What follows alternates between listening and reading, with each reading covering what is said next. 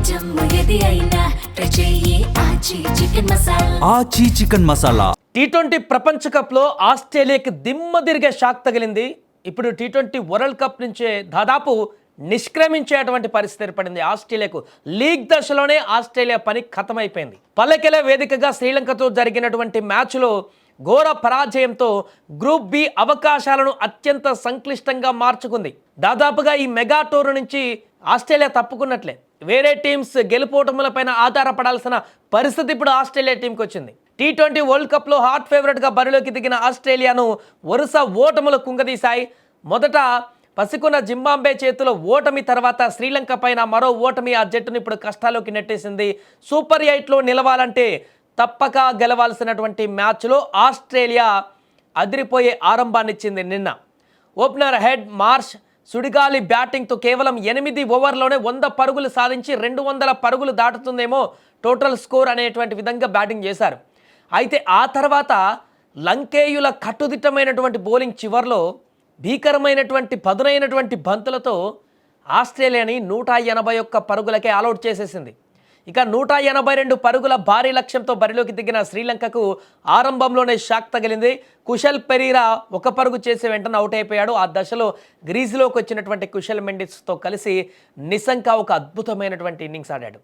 ఈ జోడీ రెండో వికెట్కు 97 పరుగుల కీలక భాగస్వామ్యం నెలకొల్పి గెలుపునకు బలమైనటువంటి పునాదిని వేసేసింది.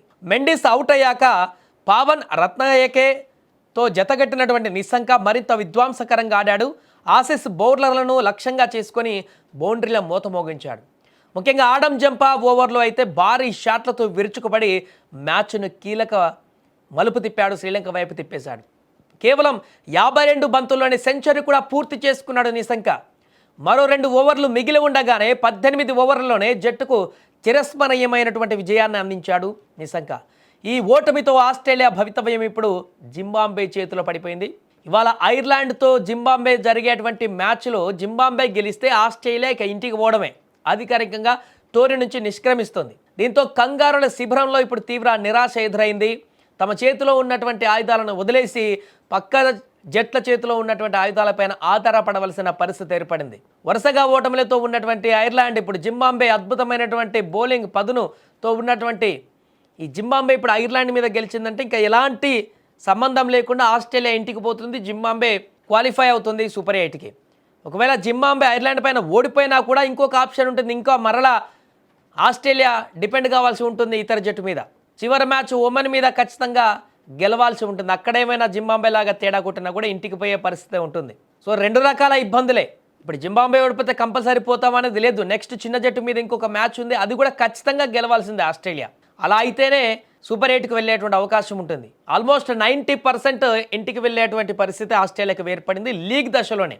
చాలా కాలం తర్వాత ఆస్ట్రేలియా లీగ్ దశలోనే నిష్క్రమించేటువంటి పరిస్థితి ఏర్పడింది. ఇక ఆస్ట్రేలియా ఘోర ఓటమి పట్ల అటు శ్రీలంక అభిమానులు కూడా స్టేడియంలో మారు మూత మోగించారు. ప్రతి బంత్కి శ్రీలంక బ్యాట్స్మెన్లు కొడుతున్న ప్రతి షాట్కి కేరింతలతోటి స్టేడియాన్ని మొత్తం కూడా మారుమేగల చేశారు. అక్కడ భారీగా అభిమానులు చేరుకున్నారు. అక్కడ ఏదేమైనా ఆస్ట్రేలియాకు కలిగినటువంటి తీవ్ర నిరాశ అయితే ఆస్ట్రేలియా అభిమానులు కూడా జీర్ణించుకోలేకపోతున్నారు.